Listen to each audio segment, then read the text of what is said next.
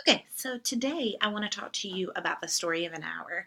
At this point, you should have completed your discussion board. So this is an opportunity to go back and for me to really walk through this story with you. Um, so what I'll be doing is walking through each element of the story. We'll look at the story specifically, and then we'll come back to the questions at the end and clear up anything that you may want to know by way of the questions. Okay, so I'm going to go over to a link. I think I emailed this out to you if you didn't have a textbook. Um, this is just an online PDF of the story. I want to go through this story kind of line by line and talk through a few things. And we won't talk about every single line, but there's a lot here. Again, this is another example of this really short flash fiction that a lot is packed into a little bit of space. There's a lot of things that we're not told, and we're left to kind of assume. Here's where I want to start. In the first sentence, it says, knowing that Miss Mallard was afflicted with a heart trouble, great care was taken to break to her as gently as possible the news of her husband's death. This is a really important line because we learn a lot about Miss Mallard. We know that she's afflicted with a heart trouble. There's some sort of heart condition. We know that they're taking a lot of care to tell her about her husband, and we learn that he has died. So we get a lot of information about her. Um, Next, it says it was her sister Josephine who told her in broken sentences, veiled hints that revealed in half concealing. Um, this sentence is telling us a lot as well. We know that Josephine's struggling. She's trying very hard to handle her sister with kid gloves. And we're told that they're veiled hints, half concealing. Um, that's telling us a lot too, because we know that they're really kind of beating around the bush. We're getting hints, or Josephine is getting, or Miss Mallard, Louise, is getting veiled hints from Josephine, her sister. It's not really full truth. Um, we're also told that Richards is the one who found out the news and that he received Brentley Mallard's name on the list of those who had killed, and that he had only taken the time to assure himself it was the truth by a second telegram. Then he ran to tell his friend the news. He says that he had only taken the time to assure himself of the truth by a second telegram, and he had hastened to forestall any less careful, less tender friend in the bearing the sad message. Then we get into really Louise's perspective. These first two paragraphs have kind of built this image of Louise to us that people are really treating her with kid gloves. She's someone who everyone has to treat very carefully because she's fragile, okay? We're told that Louise, she did not hear the story as many had heard before. She's able to immediately accept how significant it is. It says she wept at once with sudden, wild abandonment. This shows us that she was really affected by this. Um, but then we're also told that once this is passed, she goes to her room. And here we're having Chopin set up the private self versus the public self. When she's downstairs with Richards and Josephine, she's weeping with wild abandonment. But when she goes upstairs to be alone, we see things a little bit differently. It says, there stood, facing the open window, a comfortable, roomy armchair. She sank into this, exhausted. She could see in the open square before her house the tops of trees that were all aquiver with new spring life. This is where we really start moving into the irony in this story. When she looks out the window, typically when something bad's happened to you, you see things that make everything feel bad. Maybe it's in stories we see, instead of blue skies and quivering new life, we see um, storms. We see death. We see barren land. We don't see new spring life. It says the delicious breath of rain was in the air. Again, delicious. Notice the word choice here. Chopin's really specific with the word she chooses to use. Um, in the street, there's someone playing music, there's song, there's people that are happy, there's sparrows twittering in the eaves. Again, all of these are in contrast. They're ironic because it's not what we expect from a woman who's grieving the death of her husband. It says there were patches of blue sky showing here and there through the clouds that had met and piled one above the other in the west-facing window. So there's clouds in the distance, but there are patches of blue sky. When we are looking for the blue sky and the clouds, we consider that to be hope, okay? It says she sat with her head thrown back upon the cushion of the chair, quiet, quite motionless, except for a sob that came into her throat and shook her, as a child who has cried itself to sleep continues to sob in dreams. Again, we're still getting this idea of her being fragile, childlike. We're being told she's crying like a child. Then we're given a little bit of a description. She was young with a fair, calm face, whose lines bespoke repression and even had a certain strength. This is twofold important. First, this idea of lines bespoke repression, that shows us that she has been repressed, that someone has bent her to their will. She's not been allowed to live freely. And then the other is that those lines also speak a certain strength, which suggests to us that Miss Mallard perhaps is not as fragile as we're led to believe. Then she continues to look out this window, and we notice that she is anticipation of something. It says there was something coming to her and she was waiting for it fearfully. She understands that something's coming over her, and she's afraid of it. She's not sure how she should feel about it. She's not sure what it is, and it says that it's too subtle and elusive to name. Again, she's not sure what it is, but she's afraid of it. That's important. It says, now her bosom rose and fell tumultuously.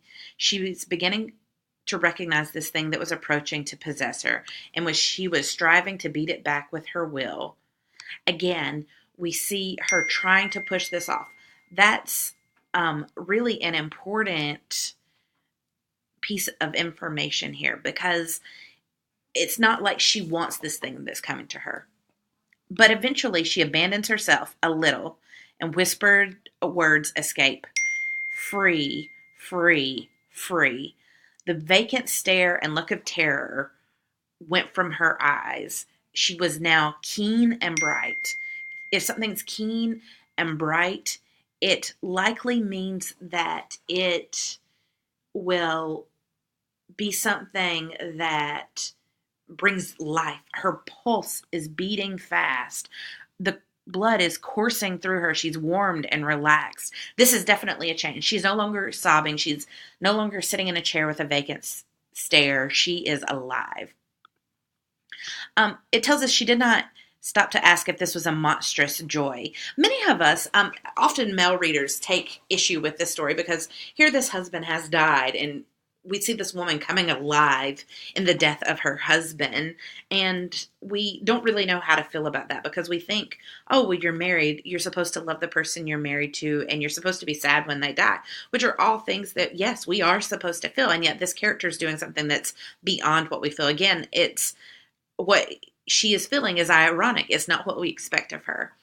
She does tell us she knew she would weep again when she saw the kind, tender hands folded in death. Sometimes because this character, we're told that she was repressed, that she had to bend to the will of her husband, we think that they had an unhappy marriage, or that they had a bad marriage, that he was a bad man. But we're told here his hands are kind and tender, which means that he probably was a good husband for all intents and purposes. It says that his face was the face that had never looked save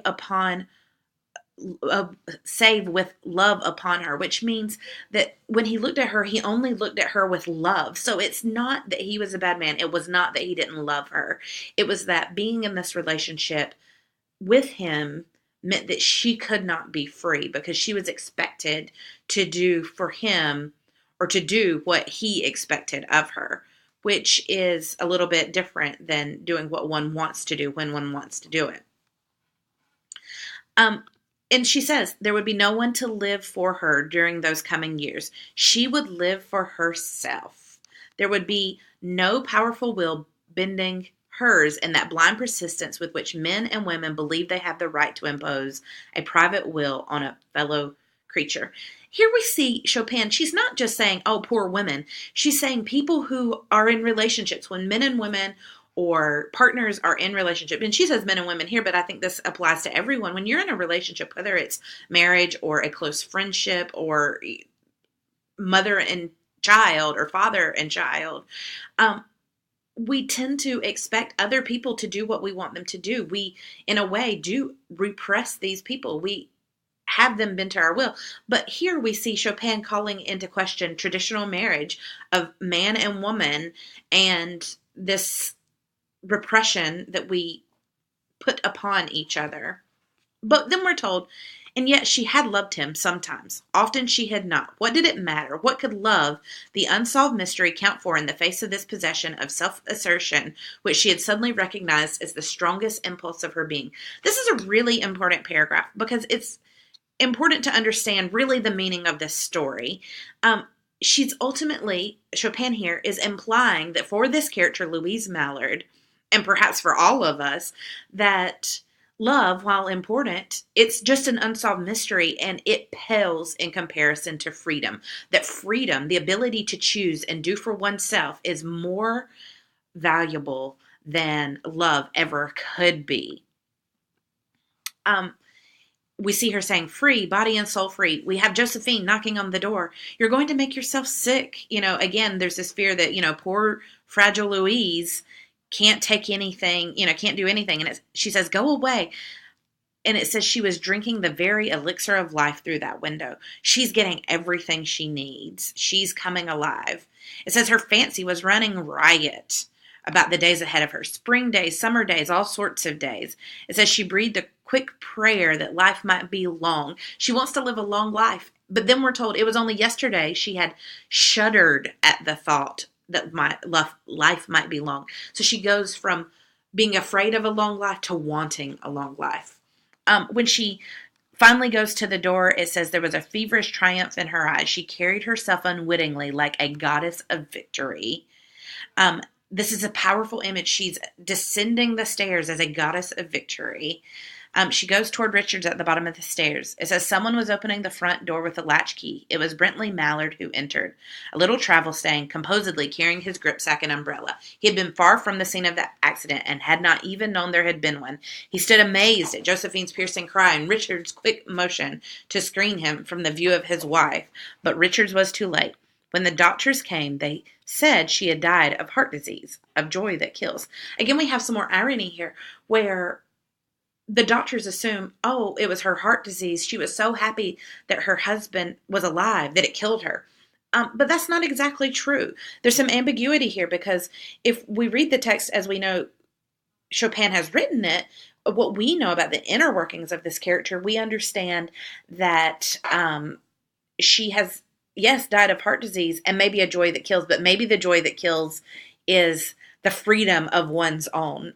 Many have argued that in Chopin's work, her characters are then allowed to be free through death. So this character is ultimately getting freedom through death. She's escaping marriage. She's escaping the binding will of a man or another person.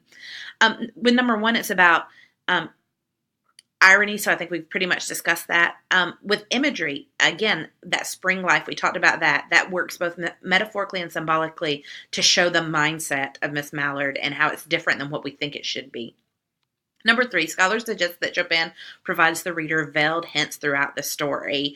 Again, we're not told immediately Louise is in conflict. She's kind of happy about her husband dying. We're shown that, again, through those images, through her kind of beating it back, trying to not allow this thing to take over her. We're more in her, in what's happening around her to get to this idea. And then ultimately, the theme of this story challenges social conventions because it's pushing back against this idea of traditional marriage being the end-all and be-all, that perhaps love is not the answer. Perhaps freedom is the answer. Perhaps we should all be seeking freedom rather than love. I hope that this clears up some questions you may have about the story. If you have any others, feel free to email me or call me.